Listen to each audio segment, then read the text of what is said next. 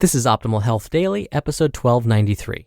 There is no such thing as happily ever after photo by Jessi Kneeland of JessiKneeland.com. And I'm your host and narrator, Dr. Neil Malik. Happy Wednesday and welcome back to Optimal Health Daily, where I read to you from popular health and fitness blogs to help you optimize your health, and always with a bit of my commentary at the end. Now it's Wednesday and we might be struggling just a little bit to find that extra motivation or inspiration to get through these last couple of days. And so like I do every Wednesday, I want to share a bit of inspiration with you. So here we go. Quote, "To uncover your true potential, you must first find your own limits and then have the courage to blow past them." Peekaboo Street. All right, now that we're in the right frame of mind, let's get to today's post and start optimizing your life. There is no such thing as happily ever after photo by Jessi Kneeland of JessiKneeland.com. The internet is chock full of sexy progress pics. There is no shortage of shocking before and after photos to show off people's astonishing fat loss and drastic body transformations, usually with a sad before and a happy after photo. I personally use progress pics and before and after photos to track and share my clients' results, because they're a valuable tool, and I like how they take the emphasis off the number on the scale. That said, I think these photos can be dangerous. Forgetting for a second how incredibly easy it is to fake a nice little before and after, I think the problem is in the message that the photos send in terms of goal setting. They somehow give off the impression that there can be a happy ending to your fitness journey. They seem to say, hey, if you work hard and get in amazing shape, then you can live happily ever after photo too. But here's the problem with that. There is no end to your fitness journey. Not to mention making the assumption that people who reach their after photo status are actually happy is devastatingly false, as Negar Fanuni shows us on Greatist.com. Many of you have probably heard me wax poetic about achieving sustainable results. I talk about putting into place healthy habits and practices that you can maintain as a baseline over a lifetime. When a person is committed to living an active, healthy, vibrant life, and they put these practices into place, then no matter what life throws at them, they will be able to always hover around a fit and healthy set point. But do not misunderstand me. There is no end. Your body is endlessly changing. Your metabolism is constantly reacting to what you throw at it. You are constantly aging, your cells are constantly overturning, and your priorities will be constantly shifting, even if it's just a teeny bit at a time. Contrary to a lot of people in my industry, I do not believe fitness should be your number one priority. Not for very long anyway. In my ideal world, everyone makes it the priority for just long enough to kickstart a nice, easy, sustainable fitness habit that suits them until they need to check in again and make adjustments. But that's not what people want. People want results with a fairy tale ending. Imagine the bride whose goal is be in the best shape of her life for her wedding day. She wants a photo that will make her husband swoon, her friends jealous, and her grandkids dumbstruck. She wants to have it all. But I've trained a ton of brides, and I have a secret. Not a single one of them was able to maintain wedding day shape for very long after her wedding. Getting into crazy shape using unsustainable habits like strict caloric restriction and tons of workouts always leads to unsustainable results. There's a big difference between goals that are attainable and those that are sustainable. In other words, just because you can doesn't mean you should. Granted, sometimes it requires getting into crazy, drastic, after photo goal shape in order to finally let go of the whole notion that after photo shape will make you happy. Because it won't. Even in your perfect after photo shape, you are still just a perfectly imperfect human. Even fitness models on the morning of a photo shoot are often just cranky, dehydrated, imperfect humans. Photos don't jiggle, don't dimple, and don't bloat. Photos don't get a post-workout muscle pump, don't swell or puff up in response to carbs or salt or water, and don't fluctuate with their monthly cycles. But we do. Now, I'm going to throw myself under the bus for this post because I can only really use myself to make this point. I'm pretty lean, But my life is such lately that I get an extremely inconsistent amount of sleep, recovery, hydration, and nutrition.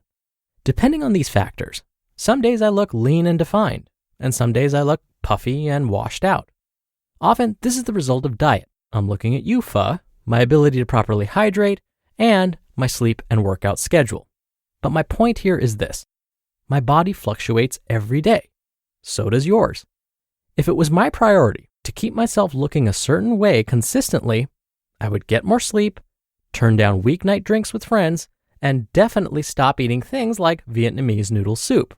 But alas, it's been the best summer of my life and I couldn't care less. So why does this matter?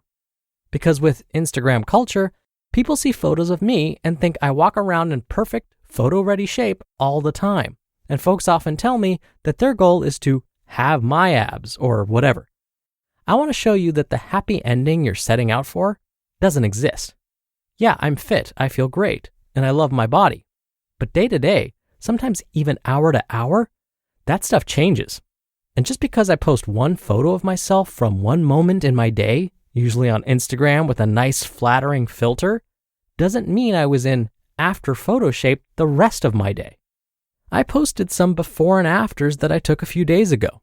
The first set of photos were taken right after I ate, showing a rounded belly and in probably the worst overhead lighting ever.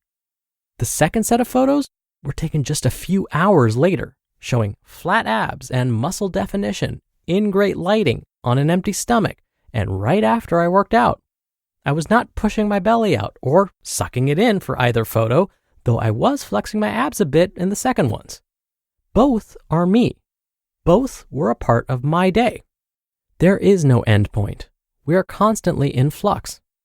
I think the way we currently view goal setting and progress is problematic because it resists the flux. Resisting what is leads to disappointment and resentment.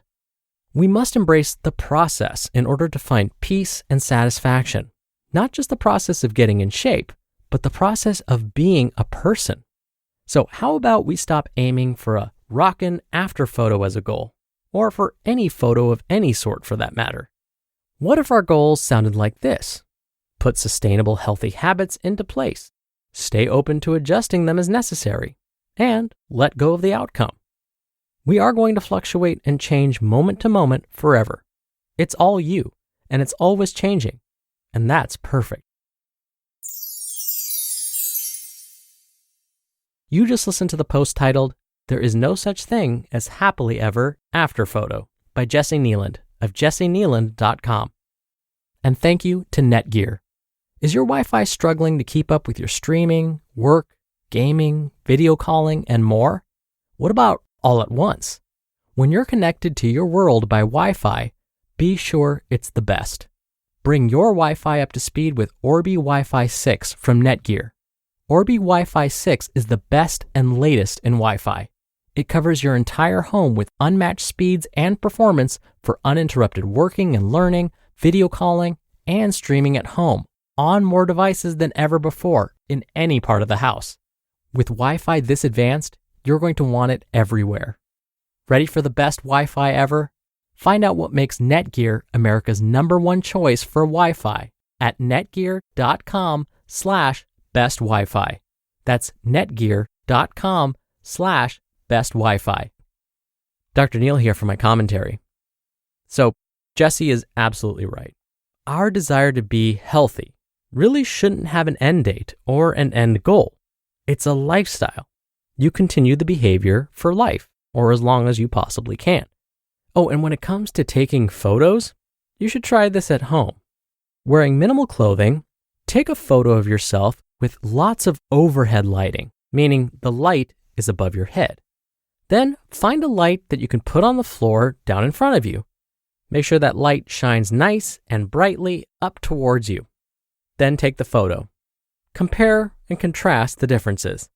I guarantee you will look better in the overhead lighting. That's why so many of these photo shoots incorporate overhead lighting. It brings out these wonderful shadows that make you look super defined.